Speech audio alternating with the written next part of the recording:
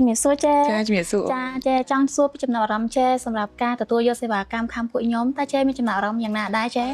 សម្រាប់អារម្មណ៍របស់បងវិញចាបងមានអារម្មណ៍ថាអ្វីដែលការរំពឹងទុករបស់បងហើយក្តីសម័យដែលបងចង់បានគឺ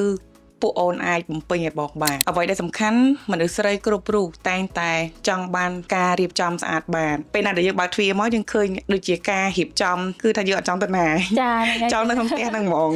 បងអរគុណដល់ក្រុមបងអូនទាំងអស់គ្នាដែលបាន design ក្នុងបន្ទប់បងឲ្យមើលទៅគឺមានក្តីសុខមានសុភមង្គលចូលមកគឺថាភាពកក់ក្ដៅផ្ទះដែលខ្លួនយើងចង់ប្រាថ្នាចង់បានយើងទទួលបានពិតចាអរគុណចេដូចគ្នាសម្រាប់ទទួលសេវាកម្មរបស់ខាងពួកខ្ញុំចេចុះចំពោះចំណុចខ្វះខាតរបស់ពួកខ្ញុំមានអ្វីសម្រាប់ការអាប់ដេតបន្ថែមមកលើកាន់ពួកខ្ញុំទេចេ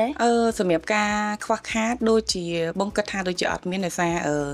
ទាំងបងទាំងក្រុមរបស់អូនគឺតែងតែសហការគ្នាអ្វីដែលបងចង់បានពួកអូនធ្វើទៅហើយបងតែងតែកែប្រាប់ថាអូខេឥឡូវនេះបងអត់ស្រឡាញ់បងអត់ពេញចិត្តតែបងអូនអាចតម្រូវការកែប្រែបងបានដែរអ្វីដែលបងចង់បានបើសិនជាកន្លែងណាដែលយើងអត់ពេញចិត្តហើយយើងប្រាប់គាត់ថាគាត់អត់ធ្វើតាមអាហ្នឹងវាហៅថាចំណុចខ្វះខាតប៉ុន្តែជាក់ស្ដែងអ្វីដែលជាចំណុចដែលអត់មានទាស់សោះហ្នឹងគឺថាប្រាប់កន្លែងណាធ្វើកន្លែងហ្នឹងហើយផ្ដល់ idea ឲ្យមកគឺថាពេញចិត្តចាដល់ពេលអញ្ចឹងបងរកចំណុចខ្វះខាតរកអត់ឃើញសង្ឃឹមថា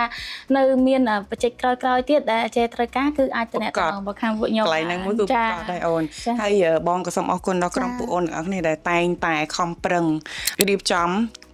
ផ្ទះរបស់បងហើយយកចិត្តទុកដាក់ប្រៀបដូចជាផ្ទះខ្លួនឯងអញ្ចឹងបងអរគុណដល់កន្លែងនោះដែរអរគុណអូនអរគុណ